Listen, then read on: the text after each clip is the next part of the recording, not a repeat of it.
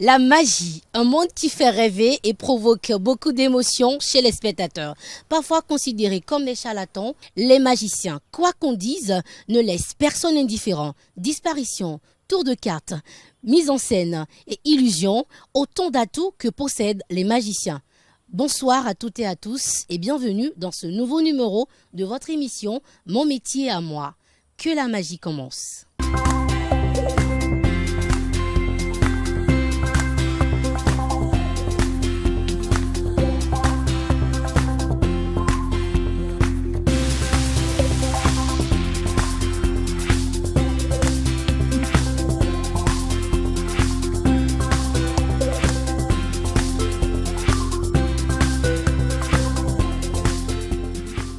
Bonjour Charbel, présente-toi à nos chers amis téléspectateurs. Moi c'est Charbel Stone, je suis magicien illusionniste et mon boulot c'est de faire disparaître les gens. Donc, ok, d'accord. Si quelqu'un vous gêne trop, faites-moi une... D'accord. Maman, dès que vous n'avez pas de mes nouvelles, allez fouiller chez lui. Alors dis-nous, qui peut être un magicien? Que fait un magicien? Un magicien c'est un magicien. Bon, un magicien, c'est quelqu'un qui pratique l'art de l'illusion. D'accord. Parce qu'en réalité, le mot juste, c'est illusionniste ou prestidigitateur. Prestidigitateur. Ouais, voilà. D'accord. Pour être plus professionnel. Voilà. D'accord. Et pour être aussi plus vrai. Parce que magicien, c'est un terme un peu plus péjoratif. D'accord. Pour désigner quelqu'un qui fait quelque chose qu'on ne comprend pas. D'accord. Sinon, magicien, c'est quelqu'un qui fait des illusions, qui crée des illusions et qui les performe. D'accord. Comment devenir un magicien? Est-ce qu'il y a une procédure pour devenir magicien? Pour devenir un magicien, d'abord, il faut être passionné par la chose. Il faut aimer faire la magie. Faire la magie. Il faut aimer travailler la magie parce que c'est avant de faire crier les gens, avant de faire sursauter les gens, il y a des dizaines et des dizaines d'heures d'entraînement d'abord. Okay. Donc il faut aimer aussi ce côté-là, sinon c'est pas évident de devenir magicien. Après, moi j'ai appris en autodidacte parce qu'il n'y a pas vraiment d'école où on apprend la magie au Bénin. Donc j'ai appris en autodidacte sur YouTube. J'ai commencé sur YouTube. Ensuite, je suis allé vers des livres de magie, des DVD de magie, des formations. Il n'y en a pas. Il n'y a pas une école qui forme ici en magie. En magie. Donc, c'est un peu ce parcours-là que moi j'ai eu. Je suis allé vraiment en autodidacte. J'ai vraiment, disons, agencer toutes les petites connaissances que j'ai pu grappiller de gauche à droite pour en faire vraiment mon arsenal. Bon. C'est pour ça qu'on dit qu'il faut beaucoup travailler parce que la magie, c'est un ensemble de connaissances. C'est beaucoup de connaissances qu'il faut mettre ensemble pour créer des tours, pour créer des illusions. Donc, ce n'est pas juste qu'il y a une formule magique qu'il faut appliquer. Non, c'est pas ça. Il y a des techniques. Et on va parler, par exemple, d'un empalmage qui est une technique qui permet de cacher une carte dans la main, dans la paume de la main. Donc, par exemple, quand tu prends les empalmages, il y a énormément d'empalmages. Et avant de pouvoir faire un tour qui nécessite, par exemple, un empalmage, il va te falloir maîtriser l'empalmage. Or, quand tu es en train de travailler ce mouvement-là qu'on appelle l'empalmage, ça n'a aucune utilité. Je vous montre le mouvement pour que vous puissiez... L'empalmage qui n'est qu'une technique utilisée pour faire disparaître des cartes. Voilà, l'empalmage, c'est quand tu prends une carte dans la main comme ça et tu vois, tu caches la carte dans ta main sans que personne ne le... Il y a plusieurs empalmages. Par exemple, quand tu fais un empalmage comme ça, c'est le fait de cacher une carte dans la main sans que les gens ne puissent s'en rendre compte. D'accord. Mais il y en a plusieurs. Et en fonction de la situation, tu es censé connaître l'empalmage qui est le plus adapté. Et surtout, il faudrait le maîtriser pour que au moment de le faire, tu ne bugs pas. Voilà, exactement. Allez. C'est un métier qui demande beaucoup de travail, beaucoup de réflexion et aussi beaucoup d'entraînement. Très bien. Il y a rien de sorcier. C'est pour dire qu'il n'y a rien de sorcier derrière. D'accord. Mais moi, je vous ai déjà surnommé sorcier dans mon introduction. Dommage. Allez, racontez-nous un peu, comment avez-vous commencé cette aventure? Quelle est l'histoire qui tourne autour de votre expérience? Je pense que tout le monde a un côté magicien, tout le monde est un peu fan de magie. Je pense personnellement, parce que quand on était petit, on a tous vu cette émission de magie à la télé, on se demande comment le gars il a fait ça. Et la mission du magicien, c'est, comme on le sait, c'est de redonner en fait aux gens ce côté enfant. D'accord. Le côté émerveillé qu'on perd quand on grandit. Et c'est quelque chose que la magie permet de ramener. D'accord. Donc c'est tout ça là qui m'a amené à la magie.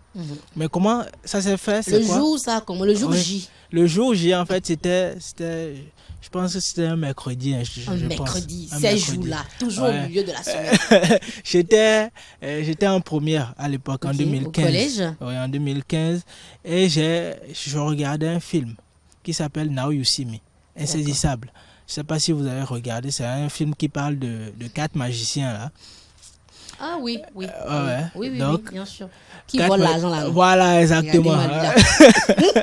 Non, en vrai, quand j'ai mis le film, le premier tour qu'ils ont fait où la carte apparaît sur un immeuble, ça m'a tellement fasciné que je me suis dit non, c'est ça je veux devenir. Oui, c'est ça je veux faire comme métier.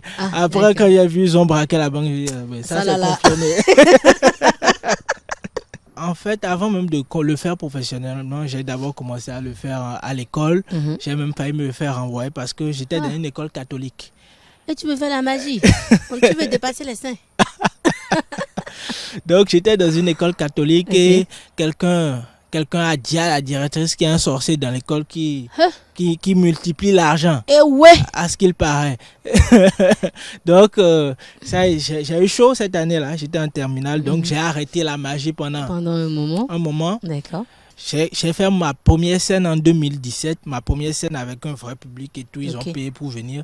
C'était pour le Cotonou Comedy Club. La première édition, la toute première édition. Et c'est moi qui ai ouvert le bal. Avec la comédie. Avec de la magie. Avec de la magie, c'était magnifique. Qu'est-ce qui t'a le plus marqué dans le métier? Ce qui m'a le plus marqué, à part le fait que les gens me donnent de la reconnaissance, c'est le fait d'avoir pu faire un tour de magie au chef de l'État. Et puis là, ça. Oui, en plus, il a adoré. Il a beaucoup aimé. Et par rapport à ça, j'ai une petite anecdote même. Je lui faisais un tour de magie à son domicile pour un événement privé. Ah non, en fait, attendez, on repart en arrière. Donc tu vas chez le président pour lui faire des tours? Non. De magie. Non, c'est ça. Non, on m'invite à des événements. Non, c'est ça, je dis, mais quand même, tu as reçu une invitation pour aller chez le président pour faire un tour de cartes. Ok, oui. Disons que c'est ça. Ouais. D'accord, on suppose. Oui, je suis allé. Je devais faire une prestation pour le président à son domicile. Et il s'agissait... J'étais arrivé au moment où je devais faire un de mes tours. Je contrôle un objet par la pensée. Donc, j'ai demandé à prendre ses verres. Ah bon? Pour faire le tour. Et à ce moment-là, en fait, j'ai fait le tour, tout le monde a aimé, mais il se faisait qu'il y avait des enfants par terre qui n'avaient pas vu. Donc, instinctivement, moi, j'ai juste pris encore les verres, je les ai mis par terre et j'ai refait le tour. Et tout le monde a aimé et tout. Bon, moi, j'étais dans mon élément. Et c'est en repartant, on me dit, mais Charbel, est-ce que tu te rends compte que tu as pris les verres du président, tu les as mis par terre? Soit disant que tu étais en train de faire la magie. Mon ami, tu as percé. Donc c'est pour dire que quand tu fais quelque chose et tu le fais bien. Il y a des privilèges que tu as. En fait, ça là, est-ce que c'est privilège? Je vais dire ça en fond. Rame quoi. Non, mais c'est avec tout le respect. Ouais, tout le respect. Ce n'est pas voulu. Si je le savais, si j'étais conscient de ce que je faisais, j'aurais jamais fait ça. Mais tu étais dans ton élément. Voilà. Tu n'étais pas là, mais tu étais là. Voilà. Il fallait que tu fasses quelque chose et tu l'as fait. Exactement. Allez, donc généralement, comment se passe la préparation avant le spectacle? Pour les spectacles, d'abord, il faut faire une reconnaissance sur les lieux. C'est très important parce que moi, je suis magicien, je ne suis pas chanteur. Je suis obligé vraiment de venir sur le lieu, de connaître le lieu, de préparer le lieu à ma venue. Ensuite, tout le gros travail se fait derrière. Quand je rentre, maintenant, je dois préparer chaque tour, les speeches, la façon dont je veux le faire. C'est vraiment un gros boulot d'organisation parce qu'on a vite fait d'oublier un petit truc, juste un petit truc. Hein, et tu as tout 20 minutes de ton spectacle qui sont à l'eau. Wow. Donc, c'est très important de préparer. Il y a un gros travail de préparation qui est fait avant le spectacle. D'accord. Pendant le spectacle aussi, il y a vraiment un travail de préparation parce qu'il faut conditionner le public. Il faut conditionner les gens avant de leur faire un tour. Parce que vous savez, des tours, ce n'est pas comme si je viens, je le fais, clac. Je peux commencer à préparer le tour que je vais faire à la fin du spectacle dès que j'entre dans la salle. Ok. Parce que imaginons que à la fin du spectacle, j'ai prévu faire apparaître une carte quelque part. Donc, il faut que quand j'entre dans la salle, je sache où je vais la faire apparaître. Okay. Pendant que je suis en train de faire un tour, je suis en train de voir avec qui je vais faire ce tour-là, qui est plus susceptible d'être réceptif à ça. Donc, c'est beaucoup de paramètres qui entrent en jeu. C'est un peu comme je deviens comme Einstein, là, quoi. J'analyse tout le monde rapidement. Pour voir la personne la plus susceptible. Par exemple, quand tu dois faire un tour de mentalisme, où tu dois lire dans les pensées des gens, il faut voir vraiment qui est plus vulnérable, là. Il y a beaucoup d'autres choses, qui manipulent les gens. Pour le plaisir. D'accord. Okay. Est-ce qu'il y a des avantages à être magicien? Les avantages à être magicien, c'est que tu fais un art qui est rare déjà. Donc, ça veut dire que ça attire beaucoup de gens. Beaucoup de gens sont curieux. Bon, c'est pas mal payé aussi. Donc, ah bon? Ok. Oui, genre, si... D'accord. Dans les pays développés, c'est pas mal payé. Pour le moment, au Bénin, c'est pas encore ça. Mais bon. Pas encore ça. Mais toi, tu vas presser sur le président quand même. Donc on va. Ça là, je laisse ça en parenthèse. Hein. Je saute ça d'abord et je te pose une autre question. Quand on parle d'avantages, on parle également de difficultés. Quelles sont les difficultés que rencontrent généralement les magiciens? En vrai, il y a beaucoup plus de difficultés à faire de la magie que d'avantages. Mais toi, tu as utilisé les vers du président, tu as mis ça par terre. Tu t'imagines? Donc cette histoire-là va me suivre pendant toute l'émission. Je te dis non, toute ta vie. En vrai, les inconvénients, c'est que déjà, il faut beaucoup travailler. Il faut aimer ça, il faut beaucoup travailler. Et en plus, il y a trop de préjugés au Bénin. Ouais. On te prend pour un sorcier, un charlatan, et ainsi de suite. Donc, vu que ce n'est pas dans notre culture, la plupart des gens ne comprennent pas ce qu'il y a derrière. Donc, derrière, il y a un travail de vulgarisation à faire au niveau des magiciens pour que les gens comprennent c'est quoi la magie. Ensuite, est-ce que le métier nourrit vraiment son homme? Est-ce que tu arrives à assumer les charges en exerçant le métier de cet art-là? Pour vous dire vrai, vrai. Aujourd'hui, ce métier ne nourrit pas encore son homme au Bénin. Mais ailleurs, bon, c'est un métier... vous connaissez David Copperfield? Bon, j'entends parler de lui. Oui, c'est le plus grand magicien de notre ère actuelle. David Copperfield, c'est 800 millions de dollars de tickets vendus, un truc du genre, quoi. Genre assez pour toute une vie. Mais pas toute sa vie à lui. Toute une vie, c'est-à-dire que lui ne peut pas finir l'argent, là. Et il continue de travailler. Il continue toujours de faire des spectacles. C'est-à-dire, bon, on y arrive, mais il faut dire que c'est à nous les premiers dans le domaine de faire que les générations qui suivent puissent vraiment en profiter correctement. D'accord, c'est très important. Alors, il y a une question au collage que j'ai envie de poser là. Okay. Est-ce que le fait d'être magicien te fait avoir de la cote auprès des femmes? Oui, il faut avouer que c'est aussi un des avantages d'être magicien, c'est que tu as un plus par rapport aux autres. Les femmes ont envie d'en savoir plus. Bon, après, tu deviens un objet de convoitise. Un peu. Bon, après, quand tu peux faire apparaître des roses de n'importe où. Sérieusement? Quand tu peux leur multiplier leur petit billet de 10 000, c'est toujours un plus. En tout cas, j'ai les billets ici. Alors, merci beaucoup. Ça a été un très bel entretien. Le plaisir est pour moi. Voilà. Donc, il y a la partie la plus essentielle de cette émission-là. Parce que je vois il y a des cartes qui sont là. Donc, on va jouer des tours. Généralement, dans cette partie-là, ce n'est pas que tu fais une démonstration. D'accord. Mais que tu m'apprends, moi. Ah, ok, je comprends. En fait, tout en faisant ton travail là, je comprends. Il faut que je sois apprenti magicienne aussi. Mais si je dois t'apprendre à toi là, façon dont je te vois là, on va faire 2 heures d'émission.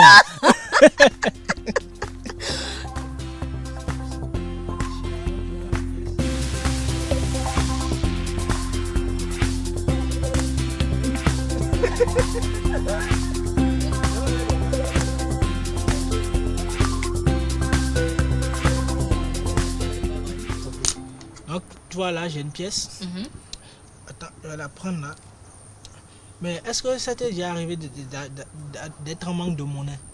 Oui, souvent. Bon, moi, quand ça m'arrive, généralement, je fais juste ça, tu vois. Non, c'est pas vrai. Ouais, et je multiplie les pièces. Après, il peut m'arriver aussi de prendre la pièce et de la faire disparaître. Non. C'est pas possible. Mais là, en fait... C'est bon.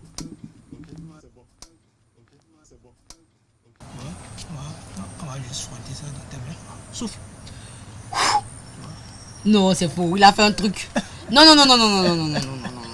c'est pas possible. Non, mais sérieux. Attends. Ouais. Sérieux? Sérieux. Attends, on va juste faire ça. Dans tes mains. On va frotter. Et puis je vais souffler. Toujours la partie là. Comment il a fait? Hey, Seigneur. Donc là, j'ai un paquet de cartes. Oui. Il s'agira d'un tour de mentalisme. Dans ce paquet de cartes, en fait, il y a une carte qui est à l'envers. Une seule carte. Je l'ai mise à l'envers avant qu'on ne commence l'émission. Et l'objectif, c'est de t'influencer pour que tu choisisses cette carte-là. Je suis influençable. Retenez-le bien. Voilà. Donc, dis-toi que pendant toute l'émission, je t'ai un peu conditionné pour que tu choisisses la carte qui est mise à l'envers dans le paquet. Ok. Et on va voir si ce conditionnement a marché. Donc, tu vas prendre une profonde inspiration. Tu vas te détendre. Et maintenant, tu vas penser à une carte, celle qui te vient à l'esprit là tout de suite. Je ne connais même pas les cartes. Comment elles sont? Sérieusement? Je ne les connais pas. Les cartes, c'est fais comme tu veux. C'est ça. Oui, tu nous dis la carte. Vas-y, dis-nous la carte. C'est la carte avec les cœurs rouges là. Oui. Cœur, oui. Oui, cœur rouge. Oui. Quelle valeur? Quels sont les chiffres qu'on a mis dessus? Oui, le chiffre ou bien, c'est de l'as au 10, puis il y a la dame, le roi et le valet. Chikuka, il y a de l'as au 10, 1, 2, 3, 4, 5, 7, 8, 9, 10. Ça, il faut parler à quelqu'un qui connaît les cartes. Ok, bon, dis ce que tu veux. C'est carte qui a cœur. Il y a cœur dessus. Et les cœurs là sont rouges comme ça. D'accord. Maintenant, les chiffres qu'ils ont écrit dessus là, il y a 1 jusqu'à 10, c'est ça? Et il y a aussi Chikuka. Le cul n'est pas mal. Le goût de ça. De toute façon, le cul, ça fait la dame queen. Mais voilà, je suis une queen. Donc, c'est bon, c'est ton dernier choix? C'est ça. Dame de cœur. Ne m'influence pas. C'est la carte de cœur rouge et le cul dessus. Ok. Ok. La carte de cœur rouge et le cul dessus. Je vais ouvrir le paquet. Si jamais c'est ça là, tu ne rentres pas. Je ouvre le paquet délicatement. En fait, au-dessus du paquet, j'avais mis une carte à l'envers. C'est un joker. C'est juste pour cacher les cartes. Maintenant, on va regarder. La carte qui est à l'envers. Juste en effeuillant les cartes comme ça. Est-ce que nous allons voir une carte à l'envers? Oui. Il y a une carte à l'envers juste à la fin là. Toutes les cartes sont à l'endroit. Didier, si jamais c'est la dame de cul rouge avec le cul. Non, on va la poser juste là. On va refermer tout le paquet. D'accord. Ça serait incroyable que cette carte là qui était à l'envers dans le paquet soit la carte que vous avez choisie. Vous avez choisi quoi? Carte de cœur rouge. Oui. Et le cul dessus. Ok. Non, c'est faux. C'est vrai. C'est pas possible. C'est possible. Non. Oui. Il n'a pas fait ça avec moi. J'ai déjà fait ça. Il m'a fait ça. Merci beaucoup. Il m'a fait ça, la copine. Il m'a fait ça.